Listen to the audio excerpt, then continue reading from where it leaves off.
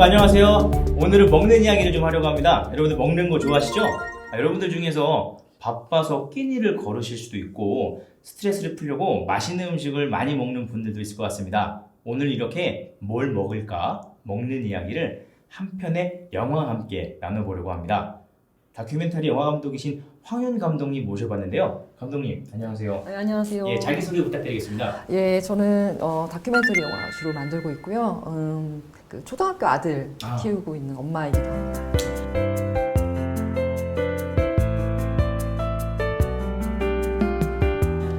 제가 얼마 전에 네. 물론 그전에도 알고 있었지만 네. 얼마 전에 감독님께서 만드신 잡식가족의 딜레마라는 영화를 봤습니다. 네.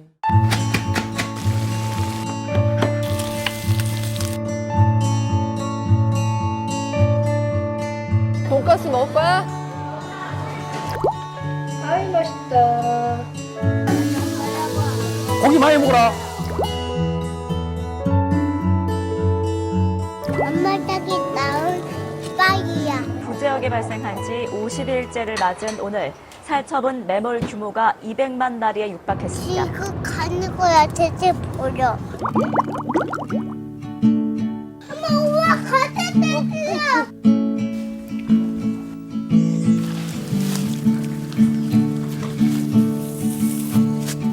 대지야 이거 갖고 놀아. 돼지나 닭이 어떻게 키워지는지 실제로 본 적은 없는 거야? 몰라. 관심도 없고 알고 싶지도 않고.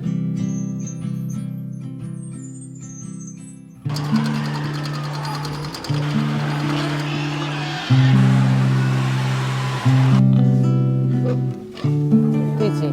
고기 돼지 먹을 거야. 이거 사.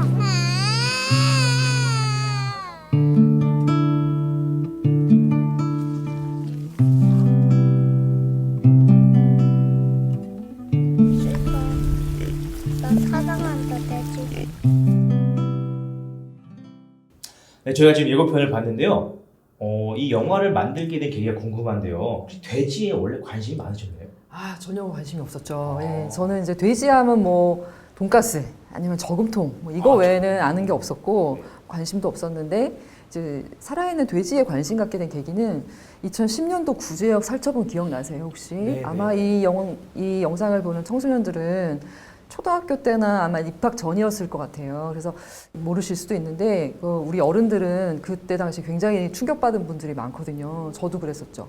구제역 살처분 때 소하고 돼지가 거의 한 350만 마리가 대부분 이렇게 생매장되는 살처분이 일어났었고 당시에 이제 그 조류독감도 같이 있었어요. 그래서 닭하고 오리가 또 한 600만 마리 넘게 살처분이 돼서 거의 서울 인구에 가까운 1000만 마리 정도의 소돼지 닭 오리가 살처분이 됐었던 그런 겨울이었죠. 그때 이제 애기 저희 도영이가 말을 배우기 시작할 무렵이어서 네. 그 막 멍멍 꿀꿀 뭐 어흥 뭐 이런 의성어가 네네. 많이 나오는 농장동물 책을 많이 보여주던 때였어요. 네. 근데 그 그림책 속의 돼지들은 푸른 초원에서 뛰놀고 있는데 네. 실제 현실에서는 막 돼지들이 생매장이 되고 살처분이 되고 네. 다큐멘터리 만드는 감독이기도 하지만 아이를 키우는 엄마로서 매일 밥상을 차려야 되는데 이제 어떤 음식을 요리를 해야 될지가 너무 고민이 됐어요. 그래서 실제로 돼지가 살아있는 곳을 한번 가봐야겠다 라는 생각에서 시작된 영화였습니다. 저희가 이렇게 주변을 돌아보면은 고깃집이 진짜 많잖아요. 네. 그리고 저희가 고기를 되게 많이 먹기도 하고. 네. 근데 실제로 돼지를 본 적이 없는 것 같아요. 네. 살아있는 돼지를 본 적이 없는 거 되게 이상한 것 같은데 실제로 이 많은 돼지들은 어디서 누가 어떻게 기르고 있는지 되게 궁금하네요. 네. 그래서 저도 이 영화를 만들기 위해서 정말 돼지 찾아 산만리였어요. 그래서 돼지 찾기가 너무 힘들었어요. 캐스팅은 제 마음대로 했지만 섭외가 너무 어려웠어요. 네, 실제 돼지를 만나기까지 정말 오랜 시간이 걸렸고 그 이제 두 가지 농장이 영화에 나오거든요. 네네. 하나는 그 산골에서 정말 생태적으로 동물 복지 뭐 이런 걸 생각해서 돼지를 정말 잘 키우시는 농장이 나오고요. 그 다음에 또 하나 농장은 이제 우리가 흔히 공장식 축산이라고 얘기를 하는데 이렇게 공장같이 밀폐된 시설에서 굉장히 많은 뭐 수천 마리 또는 만 마리 이상의 돼지를 밀집 사육하는 그런 농장이 두 가지 농장이 영화에 나오거든요. 네. 사실 원래는 우리 할머니 할아버지 때까지는 다 그런 식으로 돼지를 키웠는데 어느 순간부터 돼지들이 다 이렇게 공장 같은 사육시설로 가게 되면서 생태적인 농장은 거의 다 사라져서 찾기가 되게 힘들었고요. 그럼에도 불구하고 강원도 평창에 있는 산골 농장 한 군데를 찾게 돼서 거기서 이제 제 주인공 돼지들을 만나게 됐습니다. 거기서 돼지를 가까이 보면서 처음으로 이제 돼지들이 살아가는 모습을 정말 가까이에서 지켜보게 됐거든요.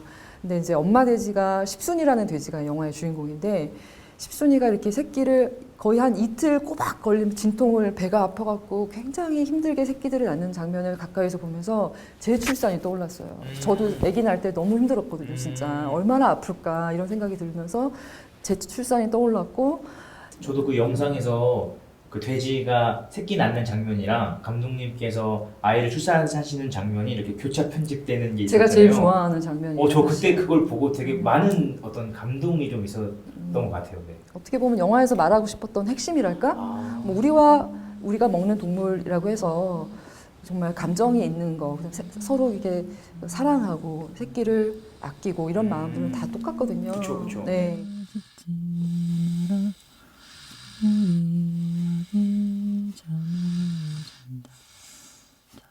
우리 강아지 좋아하는 친구들 많을 텐데 되게 정말 강아지 못지않게 정말 사랑스럽다라는 걸 느꼈고요. 또 우리 아이랑도 굉장히 비슷하다. 곤이 엄마 품에서 젖 먹고 이렇게 곤이 잠드는 모습 이런 걸 엄마한테 장난치는 모습 이런 걸 보면서 새끼 돼지와 이 사람 아이 제 아들하고 뭐가 다를까 이런 생각도 많이 했습니다. 그러면은 그 산골짜기에서 생태적으로 기르시는 농장 얘기 들어봤는데요. 그 공장식 축산이란 말이 좀 어려울 수도 있는데 그쵸. 그런 공장 같은 네. 농장에서는 돼지들이 어떻게 길러지는 건가요?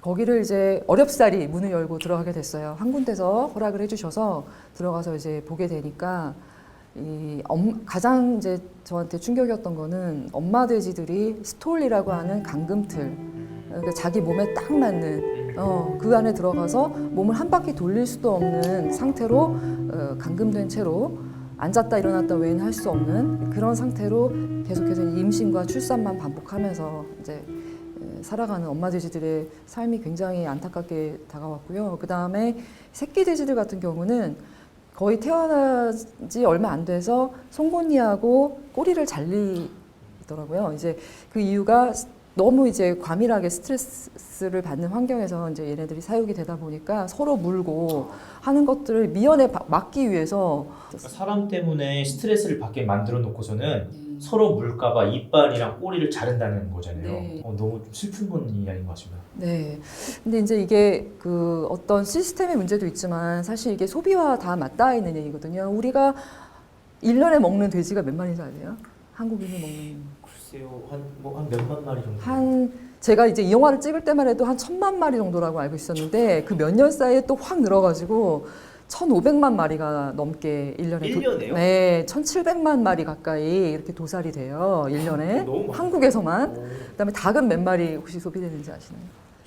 닭은 혹시 더 많나요? 닭은 거의 그러니까 우리 고기를 위해서 치킨이나 어떤 삼계탕 같은 고기를 위해서 이제 사육되고 도살되는 닭이 한국에서만 연간 8억 마리가 넘는 걸로 알고 있어요.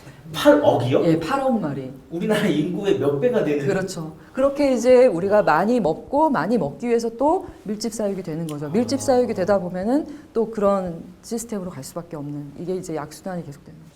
지금 또 닭 얘기를 해주셨는데 사실 이걸 보시는 청소년 분들 치킨을 또 굉장히 좋아하실 것 같은데요. 닭은 또 어떻게 길러지나요? 닭이 옛날에는 그냥 닭이면 닭이었는데 지금은 계란용 닭, 그다음에 고기용 닭 이렇게 분리해서 키우거든요. 그런 식으로 이제 품종을 개량을 한 거죠. 그래서 이제 그 계란을 위해서 키워지는 닭 같은 경우는 여러분 혹시 마당을 나온 암탉 다 보셨죠? 저는 봤어요. 네, 애니메이션. 많이들 네. 보신 애니메이션인데 그 영화 보면은 초반에 잎삭이라고 하는 그 주인공 닭이 왜 이렇게 갇혀 있다가 탈출하잖아요. 그 갇혀 있었던 그 곳이 바로 실제 닭들이 그 계란을 위해서 사육되는 그런 배터리 케이지라고 하는 그런 곳이거든요. 거기에서 이제 닭들이 한 마리에게 주어진 면적이 A4 용지 있잖아요. 네. A4 용지 3분의 2 정도밖에 안 돼요. 한 마리가 차지할 수 있는 공간이. 이게 A4 용지인데요. 네. 이것도 아니고 요거의 3분의 2면은 우리 그냥 책 한 권 정도 면적에 평생 사니까 날개를 필 수조차 없는 그런 상태로 알만 계속해서 낳다가 도살장 가는 거죠. 듣다 보니까 이렇게 생각하는 사람이 있을 수도 있을 것 같아요. 우리가 계란이나 치킨을 싸게 먹으려면 어쩔 수 없는 게 아닌가라고 생각하시는 분들이 있을 것 같은데요. 여러분 혹시 몇 년 전에 그 살충제 계란 파동 기억나시나요? 네, 기억납니다. 네, 그게 이제 왜 그런 일이 일어났냐면 아까 말씀드린 배터리 케이지 그 같은 곳에서 굉장히 좁은 네, 공기 같은 예, 곳이에요. 닭들을 가둬서 키우다 보니까 날개를 필 수도 없고 예, 그 공기나 바람이 전혀 통하지 않고 그러니까 이 해충이 생길 수밖에 없겠죠. 그러면 약을 치게 되는 거고 약이 포함된 달걀이 우리 식탁에 올랐던 거죠. 그래서 이제 이 동물의 복지 하면은 사람들이 아 인간 복지가 먼저지 무슨 동물 복지냐 우리나라는 아직도 사람 복지도 안 됐는데 뭐 이렇게 얘기를 할 수도 있는데 이게 사실 떨어진 얘기가 아니라는 거예요. 동물이 동물답게 정말 살아갈 때 사람도 사람답게 살 수 있는 거고 동물 복지와 사람 복지가 연결돼 있다는 거죠. 회색이라는 별명을 가진 학생분께서 이런 질문 보내주셨습니다. 맛있는 고기 대신 맛없는 채소를 왜 먹어야 하고 채소를 먹으면 무엇이 좋은가요? 이렇게 질문 보내주셨네요. 그렇죠. 일단 그 채식이라고 해서 풀만 먹는 거는 아니고요. 네. 예, 정말 다양한 것들이 이제 채식으로 가능하고 이제 채식 먹방도 요새 되게 많아요. 예, 유튜브에 굉장히 많고 그다음에 채식 요리책도 쏟아져 나오고 있고 한번 해서 먹어보면 정말 맛있는 요리들이 많거든요. 그다음에 채식 식당을 알려주는 어플도 있어요. 예, 점점 채식 인구가 늘어나면서 채식 식당을 알려주는 채식이 가능한 식당 이런 것들을 알려주는 어플도 나와 있는 상태. 한번 먹어보면 체험해보면 막상 굉장히 맛있는 요리들이 많다는 걸 알게 될 텐데 생각보다 맛있다. 네, 생각보다 맛있다. 아니 생각 이상으로 맛있다. 생각 이상으로 맛있다. 네, 네. 저는 고기 끓인 지 지금 한 9년 정도 넘었는데 전혀 그리운 생각이 안 들고요. 예, 굉장히 맛있습니다. 예. 이제 코넬 대학교의 이제 명예 교수이자 네. 영양학에 있어서 세계 최고 전문가의 세계 최고? 네, 콜린 캠벨 박사라고 하는 아주 유명한 박사님 계신데 이분이 이제 연구를 해보니까 인간이 사람이 어떤 것을 먹었을 때 네. 어떤 병에 걸리고 무엇을 먹었을 때 건강하게 오래 사는지 네. 이런 것을 연구를 해본 거예요. 네. I was seeing evidence that more protein means more cancer. That was pretty shocking. I'm coming from my background on the farm and my 육류를 많이 먹을수록 어쨌든 동물성 단백질을 많이 먹을수록 네. 여러 가지 암이라던가 이런 질병에 많이 걸리고 반면에 이제 그 식물성 뭐 우리가 이제 곡물 그다음에 야채 과일 이런 식의 식물성 음식을 먹게 되면 여러 이제 암이라던가 이런 것들을 예방할 수 있고 그다음에 이제 뭐 뼈도 튼튼해지고 예, 심장도 건강해지고 예, 면역 기능도 활성화되고 예, 그런 결과가 나왔습니다. 지금 채식을 하면 건강해진다 네. 이런 얘기신 것 같은데 네. 또 다른 장점이 있네요. 힘이 세집니다. 힘이 세진다고요? 네. One and only Arnold Schwarzenegger. I ate a lot of meat. They showed us commercials Steak. That's what a man eats. selling that idea that real men eat meat. Serious man food. But you got to understand that's marketing. That's not based on reality. I've been teaching fighting techniques to government agencies for more than 15 years. Then I got injured. Unable to teach for at least 6 months, I spent more than 1,000 hours studying science on recovery and nutrition, and stumbled across a study about the Roman gladiators. The gladiators were predominantly vegetarian. How could the original professional fighters be so powerful, eating only plants? When I made the switch to a plant-based diet, I qualified for my 3rd Olympic team. I broke 2 American records. I was like, man, I should have done this a long while ago. When I went plant-based, I wasn't sure if I was gonna survive. And I actually became like a machine. Most guys my age can keep up with the grandchildren. My grandchildren can't keep up with me. It's not one set of dietary guidelines for improving your performance as an athlete, another one for reversing heart disease, reversing diabetes. It's the same for all of them. Someone asked me, how could you get as strong as an ox without eating any meat? And my answer was, have you ever seen an ox eating meat? 그 더 게임 체인저스 영상 보신 것처럼 실제 이제 운동선수들이 어떤 분들이냐면 0.01초라도 더 빨리 달리고 조금이라도 더 무거운 걸 들기 위해서 정말 온갖 노력을 다 하시는 분들이잖아요. 네. 근데 그분들이 다른 이유가 아니라 조금이라도 더 나은 성적을 얻기 위해서 더 힘이 세지고 더 빨리 달리고 더 오래 달리기 위해서 채식으로 바꾸고 있다는 겁니다. 전 세계적인 유명한 선수들이. 그래서 노박 조코비치라고 하는 테니스 선수 혹시 들어보셨어요? 들어본 것 같아요. 네, 윈블던 테니스 대회 아시죠? 그 영국에서 열리는. 네, 세계에서 가장 유명한 테니스 대회잖아요. 네네. 거기에서 2년 연속으로 우승한 선수 노박 조코비치도 역시 식물성 위주의 식사를 하고 있다라고 말씀하셨고요. It is a lifestyle more than just a diet, because you have ethical reasons as well, being conscious of what is happening in the animal world and the slaughtering of animals and farming and everything. There is obviously a huge impact also on the climate change that maybe people don't talk about as much. It's more than a performance reason for me, it's a lifestyle. It's something that I'm really proud of, and hopefully that community grows even more. Hopefully I can inspire other athletes that it is possible to be plant-based and to recover well, to have strength, to have muscles. I mean, I'm not a weightlifter, of course, but I do have an optimal balance between the strength and power and speed, and nothing seemed to be missing. I mean, at least from my experience. So I will keep on enjoying that.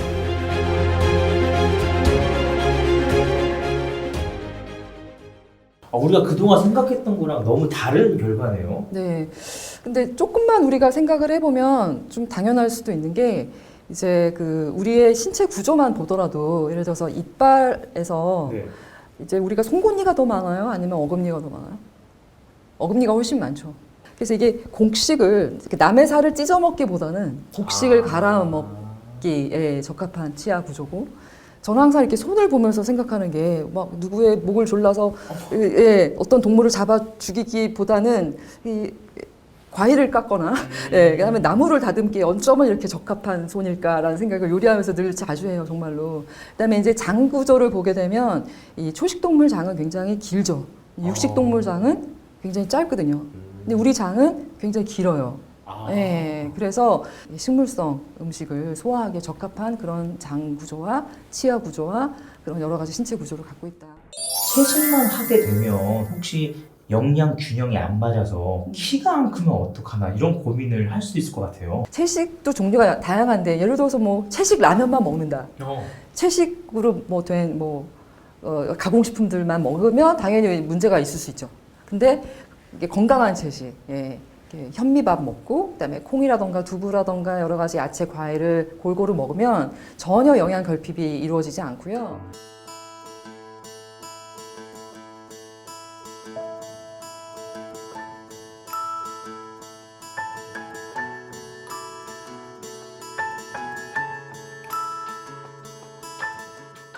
오히려 키 크는 거에는 충분한 잠을 잘 자야 되고, 그 다음에 밖에서 운동하고 햇빛을 보고 이런 것들이 성장에 훨씬 더 관여를 많이 할 수 있어요. 그리고 이제 2020년 그 세계적인 영화 축제 아카데미상이라든가 골든글로브상이라든가 나무 주연상을 휩쓴 배우가 있었죠. 영화 조커의 주연이신 호아킨 피닉스라고 하는 배우인데, 이분은 아주 어릴 때부터 이렇게 비건이었어요. 네, 그분이 유명한 영화 배우면서 동시에 동물권 활동도 하는데, 어릴 때 이제 물고기가 굉장히 잔인하게 잡히는 거를 보고 고통스럽게 죽는 걸 보고 채식을 하게 됐다 그래요. 아주 어렸을 때부터 비건, 그러니까 완전 채식을 한 사람인데 어떤가요? 굉장히 훤칠하시죠. 그래서 이제 고기를 많이 먹어야 키가 큰다, 꼭 이렇다고 볼 수는 없습니다. 네. 듣다 보니까 궁금한 점이 하나 생겼습니다, 감독님. 요즘에 코로나 바이러스 때문에 전 세계가 위험해지고 많이 어려워지고 있잖아요. 이런 위험한 시기에는 저희가 무엇을 먹으며 살아야 될까요? 네, 저도 우리 아들 키우는 입장에서 제가 돌이켜 보니까 전염병 시대에 아이를 키우고 있구나라는 생각이 드는 거예요. 지난 10년 돌이켜 보면 2009년도에 신종플루 있었죠. 네, 맞아요. 그때도 지금처럼 거의 굉장히, 지금만큼은 약간 아니지만 아주 심각한 전 세계적인 팬데믹이 왔었거든요. 근데 그 신종플루가 바로 돼지 독감이거든요, 사실은. 원래 이제 스와인 플루라고 하는 돼지 독감으로 불렸었는데 어느 순간 이제 신종플루라고 이름이 바뀌었었죠. 굉장히 많은 돼지를 키우는 공장식 양돈 농장에서 그 돼지 독감이 인간에게 전이가 된 걸로 그렇게 이제 학계에서 연구 결과 나왔고 전 세계적으로 금방 삽시간에 퍼진 거죠. 그래서 그 당시 이제 2009년도에 신종플루, 네. 돼지 독감, 네. 그 다음에 2010년도에 구제역 살처분, 네. 그 다음에 2014년도에 네. 조류독감, 고병원성 조류독감 또 수천만의 조류가 살처분이 됐었죠. 2015년도에 메르스, 그때도 메르스. 이제 학교 다 휴교하고 극장도 다 문 닫고 이랬었어. 그 다음에 2016년도에 다시 또 조류독감.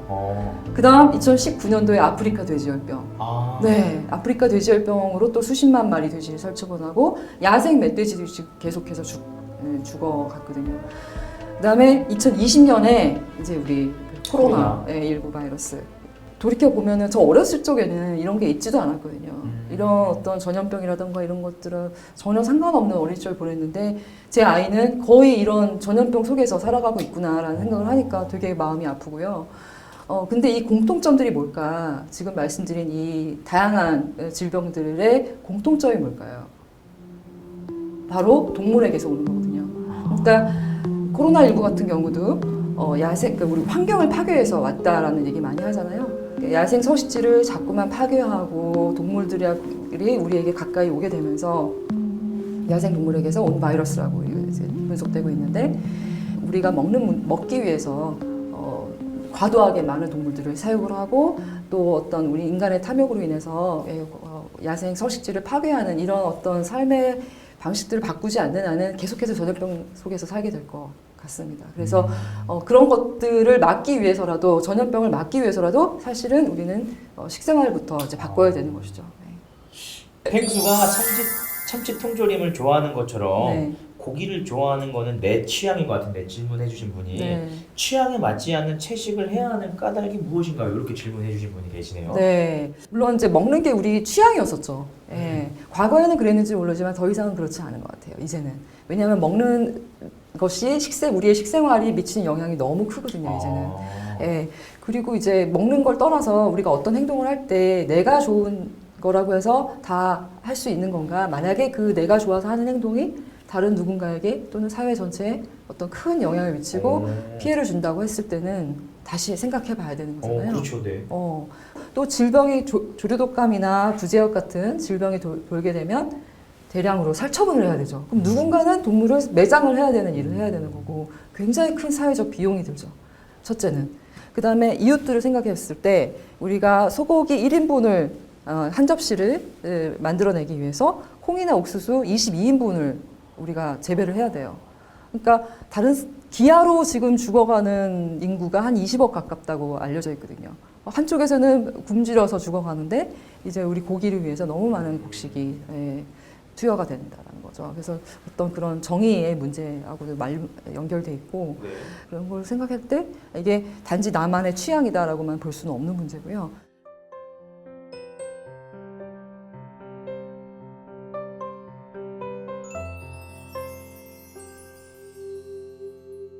(2019년도에) 여름에 아마존이 불탔는데 브라질의 아마존 거기 그 한 축구장 수백만 개 면적의 어마어마한 면적의 아마존이 불에 타서 잿더미가 됐거든요. 근데 그 이유가 뭐였냐면 콩이나 이제 옥수수 같은 그 작물을 재배하기 위해서인데 다 이제 가축에게 먹이기 위한 사료로 쓰이기 위해서. 그러니까 다시 말해서 고기를 위해서 작물을 키우기 위해서 산불을 내다가 그게 이제 거대한 화재로 이어진 거예요. 그래서 축구장 수백만 개 면적의 아마존이 사라졌고, 그 다음에 이제 작년 호주 산불, 아마 다들 아실 텐데 코알라도 막 불타고 그래 죽고 이랬잖아요. 그때 5개월 넘게 이 산불이 지속이 됐어요. 근데 그 원인도 너무 가물고 너무 더워서 이제 그게 산불이 걷잡을 수 없이 계속된 거거든요.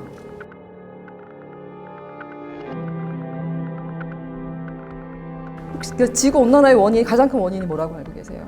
지구 온난화요? 네. 배기가스요. 어떤 배기가스? 그러니까 자동차를 탈 때 내뿜는 매연 네. 이런 거 아니면 공장에서 나오는 매연 이런 거 아닌가요? 그렇게 알고 계신 분들이 많은데 사실 그 2006년도에 유엔에서 어떤 보고가 나왔냐면 전 세계 모든 교통수단, 그러니까 모든 자동차, 모든 비행기, 모든 배, 기차 다 합친 것에서 나온 온실가스를 다 합친 것보다 더 많은 온실가스가 축산에서 나온다. 그래요? 네, 라고 하는 연구 결과가 나왔어요. 그래서 굉장히 이 음식에 관한 문제는 굉장히 그냥 단지 취향으로만 볼 수 없는 이제 그런 상황이라는 거죠. 지구가 더워지고 기후 위기를 막기 위해서 네. 우리의 식생활이 바뀌면 좋겠다 이런 얘기 해주셨는데 실제로 저희가 식단을 바꾼다고 해서 정말 그 온난화를 지구의 위기를 기후 위기를 막을 수 있는 건가요? 네, 그러니까 여러 기관에서 이제 음식을 가지고 탄소 발자국이라고 하죠. 어떤 음식이 탄소를 얼마큼 배출하는지를 연구를 해보니까 전 세계에서 배출되는 온실가스의 30%는 음식을 생산하고 소비하는 과정에서 발생합니다. 탄소 발자국은 이 과정에서 나온 모든 온실가스 배출량을 이산화탄소로 환산해 수치로 표시한 겁니다.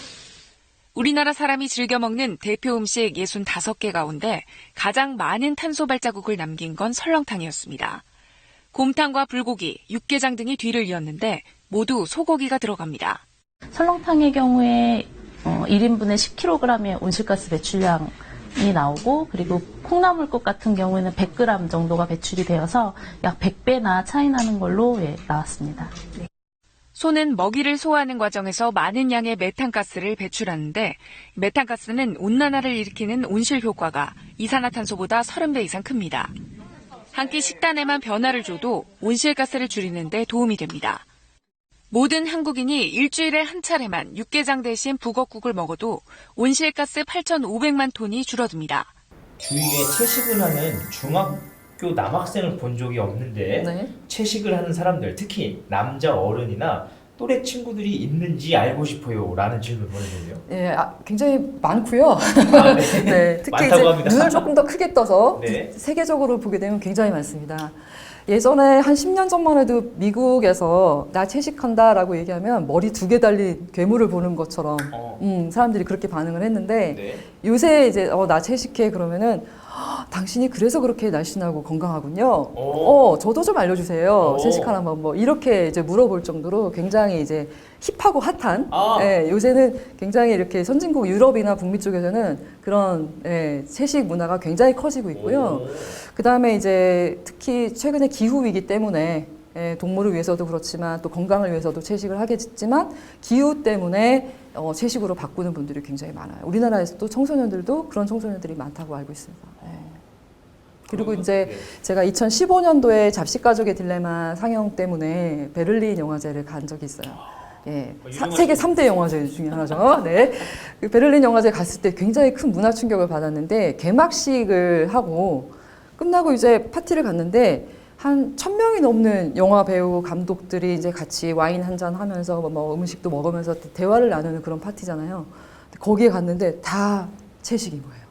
고기가 하나도 없어요. 네. 유제품도 쓰지 않는 완전 채식 비건 파티가 열린 거예요. 그 이후에 그 2020년 아카데미 영화제, 미국 아카데미 영화제, 골든글로브 시상식, 그 다음에 또 다양한 어떤 영화제들이 국제 영화 시상식들이 다 비건으로 열리더라고요. 그러니까 그 이유는 유명한 영화 셀럽 중에 또는 영화 배우나 이런 분들 중에 채식으로 하시는 분들이 굉장히 많아졌기 때문이고 또 하나는 이제는 기후 위기나 지구를 위해서 또 우리의 인간의 생존을 위해서라도 채식으로 전환해야 된다라는 어떤 그런 흐름이 그만큼 커지고 있다는 얘기죠. 네. 그럼 저희가 지금 들어보니까 네. 우리의 건강을 위해서 네. 또 기후 위기를 막기 위해서 채식을 해야 될 것만 같은데요. 하실 건가요? 좀 고민을 좀 해보겠는데 사실 어떻게 생각하면은 네. 이걸 보시는 분들도 고기가 너무 맛있어서 네. 포기하는 게 쉽지 않을 수도 있겠다 이런 생각이 들거든요. 네, 그런 분들을 위해서 사실 지금 식물성 고기가 나왔습니다. 식물성 고기요? 네. 그건 뭐죠? 그러니까 식물성 대체육류라고 하는 건데 콩이나 네. 여러 가지 견과류나 버섯이나 감자 이런 순식물성을 가지고 고기랑 똑같은 질감, 그다음에 그런 향미 이런 것들을 내는 식물성 육류들이 쏟아져 나와요.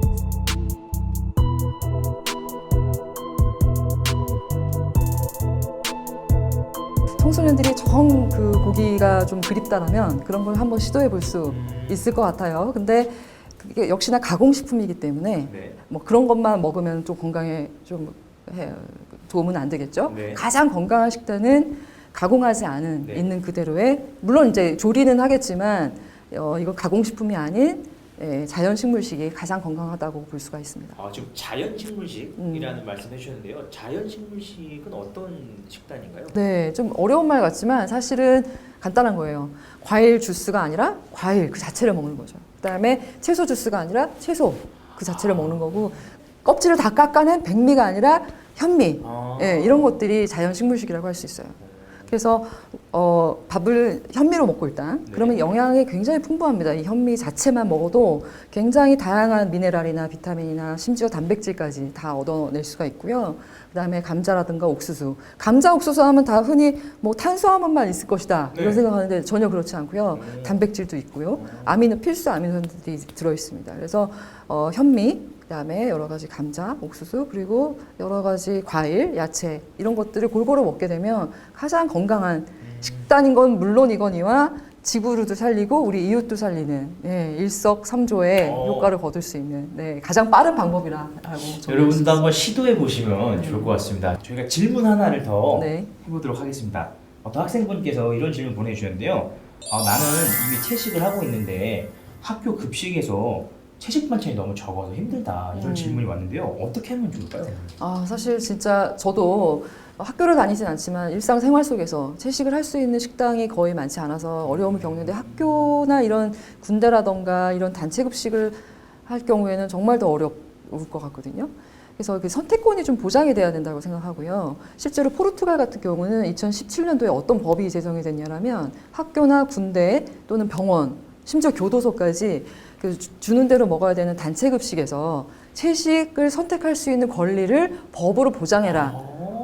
이게 이제 법으로 지정이 됐습니다. 왜냐하면은 채식을 하는 사람 입장에서 반찬이 다 육류밖에 없으면 정말 굶어야 되잖아요. 아니면 맨밥만 먹든지. 이게 이제 굉장히 인권의 문제라는 거죠. 그래서 이제 포르투갈 같은 경우 그런 법이 제정이 됐는데, 최근에 이제 우리나라에서도 단체 공공급식에서 채식을 선택할 권리를 보장해 달라라고 하는 헌법 소원이 지금 신청이 된 걸로 알고 있습니다. 채식이 권리다. 인간이 밥을 먹어야 되는 건 기본권이잖아요. 그렇죠. 근데 그 단체 급식에서 내가 채식을 한다는 이유만으로 맨밥만 먹어야 되거나 또는 굉장히 한 가지 정도 반찬만 가지고 먹어야 된다는 거는 굉장히 인권 문제이거든요. 그래서 우리나라에서도 좀 이렇게 다양성이 존중이 되고 어떤 소수지만 당연히 그 권리가 보장이 되는 그런 사회가 선진국 아니겠습니까? 그런 사회로 좀 갔으면 좋겠습니다. 되게 좋은 이야기 들었는데요. 분들께서 마지막으로 하고 싶으신 말씀 있으시면 부탁드리겠습니다. 우리가 지구를 살린다, 또 이웃을 살린다, 뭐 동물을 살린다 이런 것들이 굉장히 거창한 일이고 나는 뭐 무슨 일을 할 수 있을까 생각하지만, 사실 우리가 삼시세끼 먹는 밥상만 바꿔도 굉장히 큰 변화를 일으킬 수 있다. 우리 세상의 변화는 우리 밥상의 변화에서 시작된다라는 말씀 꼭 드리고 싶습니다. 좋은 말씀 감사합니다. 지금까지 황윤 감독님 모셔서 채식 이야기 나눠봤는데요. 오늘 영상은 여기서 마쳐보도록 하겠습니다. 여러분 시청해주셔서 감사합니다. 여러분 건강하세요. 안녕히 계세요.